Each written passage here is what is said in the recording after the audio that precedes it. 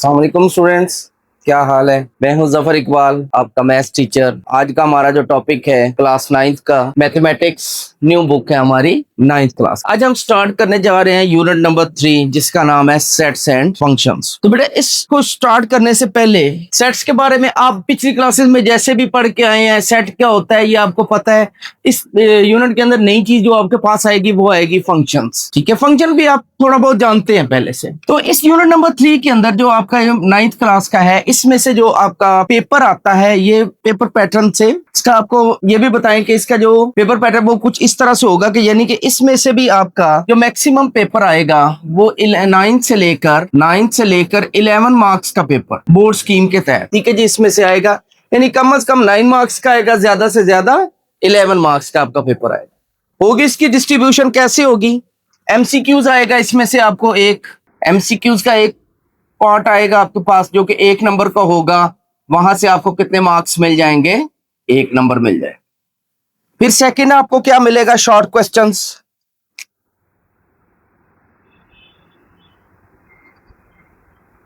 Short questions इसमें से कितने आएंगे? या फिर 2 आएंगे या फिर 3 आएंगे। 2 आ जाए, 3 आ जाए, तो फिर ये कितने मार्क्स का पेपर इसमें से आएगा? या फिर 4 मार्क्स का पेपर आएगा। ठीक है, 2 आएंगे तो 2 2 4 हो जाएगा। 4 से लेकर 6 मार्क्स का पेपर आपका किस में से आएगा? शॉर्ट क्वेश्चन में से। ठीक है, और अगर लॉन्ग क्वेश्चन की बात की जाए, लॉन्ग क्वेश्चंस की बात की जाए तो एक पार्ट आएगा, पूरा लॉन्ग क्वेश्चन नहीं आएगा, और वो 4 मार्क्स का होगा। यानी कि 4 मार्क्स का आपका क्या आ जाएगा? लॉन्ग क्वेश्चन का पार्ट आ जाएगा। तो फिर इसका मतलब है कि कुल मिला के, ठीक है, 1 नंबर की आपका एमसीक्यूज मिला के, ठीक है, 6 मार्क्स, यानी कि अगर 3 शॉर्ट क्वेश्चन आ जाएंगे तो 6 मार्क्स, और एक लॉन्ग क्वेश्चन आप मिलाएंगे तो आपके पास मैक्सिमम पेपर कितने मार्क्स का आ जाएगा? 11 मार्क्स का आ जाएगा। और अगर वो शॉर्ट क्वेश्चन 2 देता है तो ये चीज आपकी 1 रहेगी। एमसीक्यूज तो उसने लाजमी यहां से देना है। शॉर्ट क्वेश्चन 2 हो जाएंगे तो 4 नंबर हो जाएगा। लॉन्ग का पार्ट 4 नंबर का आएगा तो आपका पेपर कितने मार्क्स का हो जाएगा? 9 मार्क्स का हो जाएगा। बेटा इस यूनिट को स्टार्ट करने से पहले आपको इन चीजों का पता होना चाहिए कि इस यूनिट में से आपका एक एमसीक्यूज आएगा, 2 से 3 शॉर्ट क्वेश्चन आएंगे और एक लॉन्ग क्वेश्चन का पार्ट आएगा। तो चलते हैं अपने यूनिट की तरफ, जिसका पहला पोर्शन है सेट। सेट क्या होता है? आम जुबान में सेट किसे कहते हैं? हम कहते हैं डिनर सेट, जग गिलास का सेट। यानी कि कलेक्शन होती है, ज्यादा चीजों का इकट्ठ होता है। एक जगह पे जब चीजें इकट्ठी हो जाती हैं, ठीक है, 2 चीजों का सेट होता है। एक बात तो तय हो गई कि सेट के अंदर, ठीक है, 2 या 2 से ज्यादा चीजें जो होती हैं वो क्या कहलाती हैं? सेट कहलाती हैं। ठीक है, तो यहां पर हम जब अपनी डेफिनेशन करेंगे तो वो कुछ इस तरह से है। सेट की डेफिनेशन क्या है?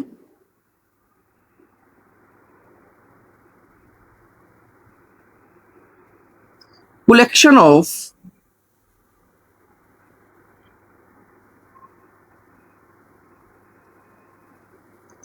of well defined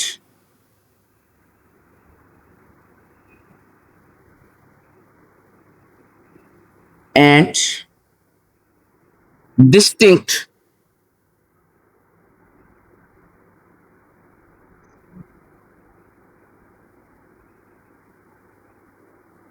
objects are called set. बहुत इंपॉर्टेंट डेफिनेशन है। अब देखें यहां पे 2 वर्ड आ रहे हैं। कहता है कलेक्शन यानी इकट्ठ ऑफ वेल डिफाइंड। एक वर्ड आ रहा है वेल डिफाइंड और एक आ रहा है डिस्टिंक्ट। वेल डिफाइंड के जो मीनिंग होते हैं वो होते हैं वाज़िया। वेल डिफाइंड वाज़िया, और डिस्टिंक्ट का मतलब होता है मुख्तलिफ।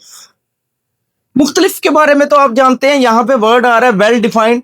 वेल डिफाइंड यानी कि कहता है कि सेट जो है वो कलेक्शन होगी, इकट्ठ होगा well defined and distinct objects का, जो कि वेल डिफाइंड भी होंगे। वेल डिफाइंड हम उन चीजों को बोलते हैं जिसके बारे में तमाम लोगों की राय जो है वो हतमी हो। अगर ये मेरे पास क्या है, मार्कर, व्हाइट बोर्ड मार्कर, अगर मैं भी इसको मार्कर कहता हूं, क्लास के चंद स्टूडेंट भी इसको मार्कर कहते हैं, राह में जाते हुए किसी आदमी से आप पूछते हैं कि ये क्या है, वो भी क्या कहता है, ये मार्कर है। इंटरनेशनल लेवल पे भी आप किसी चीज के बारे में, तो यानी कि ऐसी चीज जिसके बारे में सबकी राय एक जैसी हो, ये क्या है, व्हाइट बोर्ड, सारे इसको व्हाइट बोर्ड कहते हैं। तो ये चीज क्या है, वेल डिफाइंड। तो ये चीज क्या है, वेल डिफाइंड। ठीक है, अब आपके जेहन में एक क्वेश्चन आ रहा है कि नॉट वेल डिफाइंड क्या हो जाएंगे, जो कि डिफाइंड नहीं हो सकते। वो इस तरह है कि हम कहते हैं कि फलां आदमी जो है वो बहुत अच्छा है, किसी दूसरे से पूछते हैं कि यार वो बंदा कैसा है, वो कहता है यार वो तो बहुत अच्छा है। फिर आप किसी और बंदे से पूछते हैं, वो आप उससे पूछते हैं कि वो कितने, फलां आदमी कितने कैसा है, वो कहता है यार इतना भी अच्छा नहीं है। यानी कि आपने 2 से 3 लोगों की राय ली और सबकी थोड़ी थोड़ी मुख्तलिफ हो गई, तो आप क्या कहेंगे कि ये चीज वेल डिफाइंड नहीं है। जिस तरह हम कहते हैं कि फलां बिल्डिंग बहुत खूबसूरत है, दूसरा कहता है ये तो आम सी बिल्डिंग है, इससे भी खूबसूरत मौजूद है। तो इस तरह की चीज, यानी कि किसी चीज की खूबसूरती, किसी की अच्छाई, किसी की बुराई, किसी का शरारती होना, ठीक है, या किसी का बहुत ज्यादा नेक होना या कम नेक होना, ये सारी चीजें किस में आती हैं, not well defined. Well defined में आपकी कौन सी चीजें आ जाएंगी, जिस तरह आप ए बी सी लिखते हैं, ए लिखते हैं तो सारे उसको ए कहते हैं, आप बी लिखते हैं तो सारे बी को बी कहते हैं। ठीक है, आगे आ जाता है जी डिस्टिंक्ट। डिस्टिंक्ट का मतलब होता है मुख्तलिफ होनी चाहिए, यानी कि ए, ठीक है, बी बी, या एक जैसी चीजें सेट की कलेक्शन में बार बार नहीं आनी चाहिए। जिस तरह आप 1 2 3 लिखते हैं तो आप सेट के अंदर ऐसे नहीं लिख सकते कि 1 2 3 4, फिर 1 2 3 4, 1 2 3 4, ऐसे जो है वो डिस्टिंक्ट होनी चाहिए। अब सेट की रिप्रेजेंटेशन है, इट इज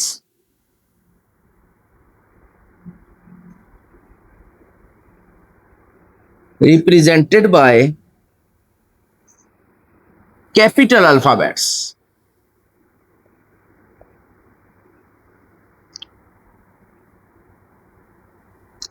कैपिटल अल्फाबेट्स यानी A B C X Y Z. यानी कि जब भी आपने सेट का नाम रखना है, सेट को रिप्रेजेंट करना है, तो आपने बड़ी एबीसी, कैपिटल एबीसी के साथ उसका नाम रखना है। अक्सर आपने घरों के बाहर, लोगों के घरों के बाहर, प्लाजों के बाहर देखा होगा जी, ये एजाज प्लाजा है, ये अवान हाउस है, ये फलां मंजिल है। ठीक है, वो क्या होता है, उन्होंने अपनी बिल्डिंग का, अपने प्लाजे का, अपनी शॉप का नाम रखा होता है। इसी तरह सेट का जब हम नाम रखेंगे तो किस से रखेंगे, कैपिटल एबीसी के साथ। ठीक है, तो फिर जो स्मॉल अल्फाबेट्स होंगे, स्मॉल अल्फाबेट्स जो होंगे A B C X Y Z तक, and 1 2 3 so on are the elements of a set। अब देखिए, एक आपको एग्जांपल देते हैं सेट की। हमारे पास कुछ सेट है ए, इसके अंदर एलिमेंट्स है 1 2 3 9 -7 एंड 0। अब देखें, कलेक्शन ऑफ वेल डिफाइंड, यानी कि ये क्या है 1, इसको सारे 1 पढ़ते हैं, ये क्या है 2, सारे 2 पढ़ते हैं, ये क्या है 3, सब इसको 3 कहेंगे, 9 -7 0, ये वेल डिफाइंड हो गया। फिर वर्ड आ गया डिस्टिंक्ट। डिस्टिंक्ट का मतलब मुख्तलिफ, ये 1 है और कहीं पे 1 नहीं है, ये 2 है और कहीं पे आपको 2 नजर नहीं आएगा, तो ये क्या हो जाएगा, डिस्टिंक्ट। फिर हमने कहा कि it is represented by capital alphabet, तो हमने ए से इसका नाम रख दिया। फिर हमने कहा कि स्मॉल अल्फाबेट और 1 2 3 नंबर्स वगैरह जो है वो इसके अंदर लिखे जाते हैं। यहाँ पे आप स्मॉल एबीसी भी लिख सकते हैं, आगे आप क्वेश्चंस करेंगे उसके अंदर ये चीजें आएंगी। ठीक है, तो ये इसके एलिमेंट्स है 1 2 3 4 5 6। इसके number of elements in set ए क्या है, 6। Number of elements in set ए क्या है, 6। ठीक है, यहाँ एबीसी भी आ जाए, यानी कि आप ये कह लें पहला एलिमेंट तब खत्म होता है जब पहला कोमा आता है। ठीक है, कोमे का किरदार क्या है, ठीक है, रोल ऑफ द कोमा अगर आपसे पूछा जाए तो ये क्या करता है, फर्स्ट एलिमेंट को सेकंड से सेपरेट करता है, सेकंड को थर्ड से करता है और थर्ड को फोर्थ से, एंड सो ऑन। ये role of the comma in sets है। तो यहां पे आपके पास ए बी सी, ये इसके जो है 1 2 3, इसे हम क्या बोलते हैं, एलिमेंट्स। क्या बोलते हैं, एलिमेंट्स भी बोलते हैं, या फिर इसका दूसरा नाम जो होता है ठीक है, इसे क्या बोलते हैं, मेंबर्स भी, जिससे हमारे फैमिली मेंबर्स होते हैं। ठीक है, सेट भी आपकी एक फैमिली है, बिल्कुल फैमिली की तरह है। घर के फैमिली मेंबर जो होते हैं, पेरेंट्स होते हैं, दो लोग, उनके बच्चे होते हैं, उनको कलेक्ट करें तो वो सारे क्या बनते हैं, फैमिली मेंबर्स। इसी तरह जब आप सेट को देखते हैं तो उसके ये सारे जो होते हैं ये क्या होते हैं, मेंबर्स। एलिमेंट्स भी बोलते हैं, मेंबर्स भी बोलते हैं। ठीक है, कुछ लोग इसे कंपोनेंट्स भी बोलते हैं, यानी कि इसके हिस्से हैं, यानी कि। तो आपको दूसरा सेट आप एग्जांपल देख लें, कुछ सेट बी है हमारे पास। इसके अंदर आ गया X, Y, A, E, I, O, U. जी, तो कितने एलिमेंट्स हैं इसके अंदर, 1 2 3 4 5 6 7। ठीक है, number of elements in set B कितने हैं, यानी मेंबर्स कितने हैं इसके अंदर, 7। अब देखें, जो कैपिटल अल्फाबेट्स है उसको आप अंदर नहीं लिख सकते, और जो स्मॉल है उनको आप बाहर नहीं लिख सकते। और सेट क्या है, collection of well defined and distinct object, यानी वेल डिफाइंड भी होनी चाहिए और वो डिस्टिंक्ट भी होने चाहिए। ठीक है, आगे हमारे पास जो नेक्स्ट आ रहा है वो हमारे पास आ रही है टाइप्स ऑफ द सेट्स। ठीक है, नेक्स्ट हमारे पास जो है बेसिक डेफिनेशन के बाद,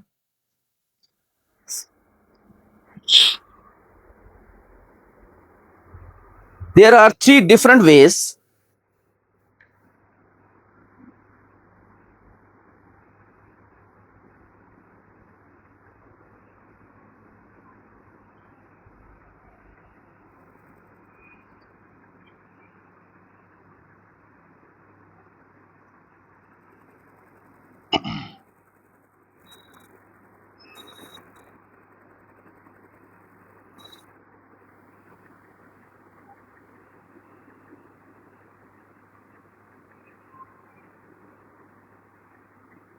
सेट को जाहिर करने के, सेट को रिप्रेजेंट करने के हमारे पास 3 तरीके हैं। Number 1, descriptive form.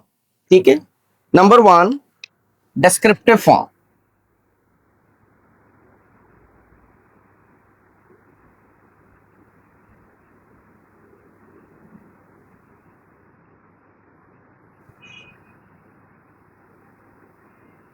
Number 2,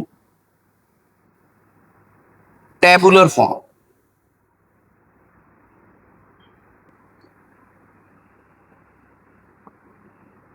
number 3,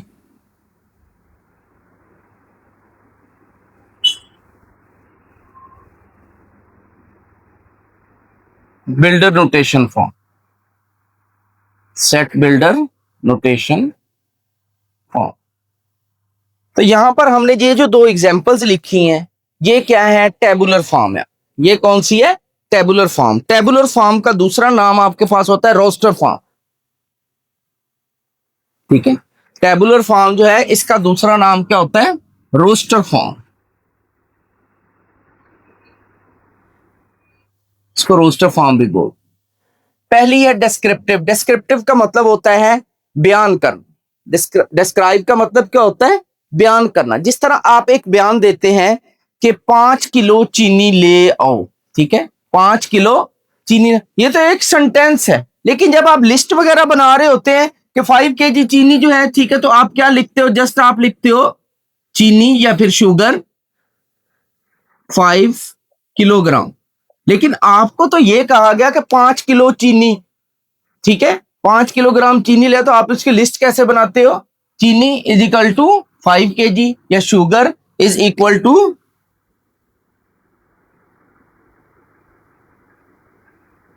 5 kg। ठीक है, तो जो पूरा सेंटेंस बोला जाता है उसे डिस्क्रिप्टिव फॉर्म बोलते हैं। ठीक है, और जो आगे उसको हम अपने वर्ड्स में शॉर्ट करके लिखते हैं, ठीक है, वो आपके पास क्या आ जाती है, टेबुलर फॉर्म। और थर्ड वन होती है builder notation form. Builder notation form में हम X belongs to such that वगैरह, एंड या और वगैरह के जो सिंबल्स यूज करते हैं उसे हम क्या बोलते हैं, सेट बिल्डर नोटेशन बोलते हैं जी। सबसे पहले आपके पास आ रही है डिस्क्रिप्टिव फॉर्म। डिस्क्रिप्टिव फॉर्म की एग्जांपल देखें। ये मैं पहले जो एग्जांपल्स लिख रहा हूं डिस्क्रिप्टिव फॉर्म की, मैंने कहा कि कुछ सेट है, सेट ऑफ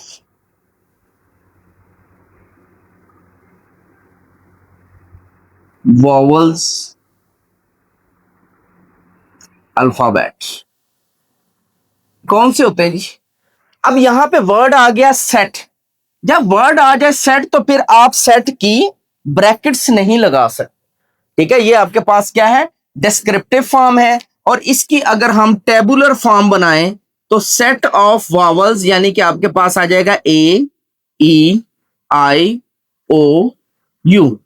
अब देखें, मैंने कहा डिस्क्रिप्टिव फॉर्म के अंदर आप सेट का वर्ड आ जाता है तो फिर ब्रैकेट्स नहीं आती, ठीक है। जब ब्रैकेट्स आ जाए तो फिर सेट का वर्ड नहीं आ सकता। तो सेट ऑफ वावल्स क्या है, ए ई आई ओ यू। ये आपकी कौन सी फॉर्म है, डिस्क्रिप्टिव फॉर्म है, यानी कि ये वाली। और ये वाली आपकी कौन सी है, टेबुलर फॉर्म की एग्जांपल। डिस्क्रिप्टिव फॉर्म को भी करेंगे, ठीक है। डिस्क्रिप्टिव फॉर्म में आपने फुल बयान करना होता है। टेबुलर फॉर्म के अंदर आपने उसके सिंबल्स के नोटेशंस होती हैं, यानी 1 2 3 अगर कहता है, ठीक है। तो उसके बाद हमारे पास, यानी एक और एग्जांपल देखें जरा, यहां पे हमारे पास होता है set of natural numbers. n is equal to set of natural numbers, set of natural numbers. अब ये वर्ड सेट आ गया, आप ब्रैकेट्स नहीं लगा सकते। तो अगर ब्रैकेट्स लगानी है तो ये ऐसे आएगा 1 2 3 एंड सो ऑन। ये आपके पास आ गया टेबुलर फॉर्म के अंदर। ये आ गया आपके पास टेबुलर फॉर्म के अंदर। अगर आप सेट बिल्डर नोटेशन में इसको लिखना चाहें तो ये हो जाएगा x such that x belongs to n। n है ये आपके पास, क्या कहता है, n में चले जाए, नेचुरल नंबर है ना आपके पास, ठीक है। उसमें चले जाए, सारे एलिमेंट्स उसके उठाएं, ठीक है। ये वाले इसे सच दैट बोलते हैं, इसे बिलोंग्स टू बोलते हैं, ठीक है। और आपके पास आएंगी, ठीक है। इसे हम क्या बोलते हैं, एंड बोलेंगे, ठीक है। इसको हम क्या बोलेंगे, और बोलेंगे, ठीक है। इसके अलावा और आपके पास लेस देन ग्रेटर देन की आ जाएंगी, ठीक है। लेस देन, इसको हम क्या बोलते हैं, लेस देन। इसको क्या बोलते हैं, ग्रेटर देन, ठीक है। इस तरह के जो सिंबल्स यूज होंगे वो किसके अंदर होंगे, सेट बिल्डर नोटेशन फॉर्म के अंदर, सेट बिल्डर नोटेशन फॉर्म के अंदर। मजीद हम इसकी एग्जांपल्स करेंगे, वहां से हमें क्लियर हो जाएगा। अब हम लिखने जा रहे हैं जी कुछ सेट्स जो कि बहुत इंपॉर्टेंट है, जिनको जुबानी याद रखना आपके लिए जरूरी है। और ये जो मैं सेट्स लिखने चाह रहा हूं ये आपको पहले से आते हैं, ठीक है। पहले आपके पास क्या है, सबसे पहले एन। एन क्या होता है जी, नेचुरल नंबर्स। एन सेट कौन सा होता है, नेचुरल नंबर। ये सारे पॉजिटिव होते हैं, 1 से शुरू होते हैं, 1 2 3 और ये चलते जाएंगे। इसे हम क्या बोलते हैं, सेट ऑफ नेचुरल नंबर्स। क्या बोलते हैं, set of natural. Natural number में क्या होता है, प्लस का 1 प्लस का 2 प्लस का 3 एंड सो। सेकेंड नंबर पे आ जाता है हमारे पास होल नंबर का set, that is called W. Capital रखने हैं जी, ये 0 से शुरू होगा, 1 2 3 एंड सो। होल नंबर्स का सेट आपके पास क्या होगा, ठीक है। ये 0 से स्टार्ट होगा, 0 plus 1 plus 2 plus 3 plus 4 and so, ठीक है। ये बेटा आप ये याद नहीं करेंगे तो आपकी एक्सरसाइज 3.1 जो है वो कंप्लीट नहीं होनी, वो आपको समझ नहीं आएगी कि उसमें क्या करना है। नेक्स्ट है हमारे पास सेट ऑफ इंटीजर्स यानी कि कैपिटल Z, ठीक है। इसको लिखने के 2 तरीके होंगे। एक तो ये है 0 plus minus 1 plus minus 2 plus minus 3 and so. Second method Z को लिखने का जो है वो कुछ इस तरह से है। ये मैंने ब्रैकेट्स लगाई, दरमियान में मैंने 0 लगा लिया, यहां पे आ गया प्लस का 1 प्लस का 2 प्लस का 3 एंड सो। और इधर की तरफ आपके पास आ गया माइनस का 1 माइनस का 2 और माइनस का 3 एंड सो। ये जो डॉट्स होते हैं या डैशेस होती हैं, ठीक है, ये आपने सिर्फ 3 लगानी होती है। देखिए सेट ऑफ इंटीजर्स क्या है, नेचुरल नंबर में हमने कहा था कि काउंटिंग 1 से स्टार्ट होगी एंड सो ऑन, लेकिन सारे पॉजिटिव। होल नंबर क्या हुआ, नेचुरल नंबर का थोड़ा सा उससे बड़ा भाई बन गया, उसके अंदर 0 भी शामिल हो गया, बाकी सारे नेचुरल नंबर, ठीक है जी। उसके बाद हमने Z को कहा, Z क्या है, 0 प्लस माइनस 1 प्लस माइनस, यानी इसमें जीरो भी है, प्लस वाली भी सारी है और माइनस वाली भी सारी है। यानी कि n से बड़ा हो गया w, w से बड़ा कौन हो गया, इंटीजर्स z हो गया। ठीक है जी। इसके बाद हमारे पास जो नंबर z को लिखने के दो तरीके हैं। ठीक है, जीरो के हमेशा राइट साइड पे सारी पॉजिटिव होती हैं, जीरो के लेफ्ट साइड पे हमेशा सारी नेगेटिव होती हैं। नेक्स्ट हमारे पास जो नंबर आ रहा है, सेट आ रहा है प्राइम नंबर। प्राइम नंबर्स कौन से होते हैं, वो सेट, वो एलिमेंट जो अपने अलावा किसी और पे डिवाइड नहीं होते। 2 हो गया, 3, 5, 7, 7 के बाद आ जाएगा 11। 9 को हमने क्यों छोड़ा है जी, 9 को हमने इसलिए छोड़ा है, वो 3 के टेबल में आ जाता है, यानी 3 पे डिवाइड हो जाता है। हमने वो लेने हैं, यानी 3 है, 3 अपने अलावा किसी पे डिवाइड नहीं होता। 5 है, अपने अलावा किसी पे डिवाइड नहीं। अब आगे चलें, आगे क्या आ जाएगा, 13। 13 के बाद 15 हम नहीं लेंगे। 15 क्यों नहीं लेंगे, 3 के टेबल में भी आता है, 5 के टेबल में भी आता है। आगे हम 17 को लेंगे, फिर 19 को ले लेंगे, फिर आप 23 को लेंगे, फिर आप 29 को लेंगे एंड सो। यानी कि प्राइम नंबर्स जो हैं वो आपके ऐसे नंबर्स होते हैं जो अपने अलावा किसी और पे डिवाइड नहीं हो सकते। इसके बाद आ जाता है जी ऑड नंबर्स। ऑड नंबर्स कौन से होते हैं, जो 2 पे पूरे पूरे डिविजिबल नहीं होते। तो ऑड नंबर्स आपके आ जाएंगे +-1, +-3, +-5 एंड सो। ऑड नंबर्स को लिखने का दूसरा तरीका और भी देख लो जी, जिस तरह हमने इंटीजर z को लिखा था जो 2 तरीकों के साथ। ठीक है, आपका यहां पे आ जाएगा +1, +3, +5 एंड सो ऑन।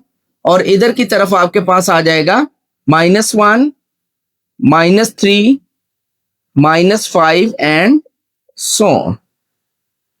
ये मैंने इसके साथ जो प्लस लगाए हैं, ये आप ना भी लगाएं तो ये अंडरस्टूड है कि ये प्लस वाले होते हैं। यानी कि ऑड नंबर्स के अंदर आपका जीरो नहीं आता। ठीक है, जीरो को नहीं लिखा। ऑड नंबर्स आपके क्या है, +-1, +-3, +-5, +-7, +-9। इसके बाद आ जाता है जी आपके पास इवन नंबर्स।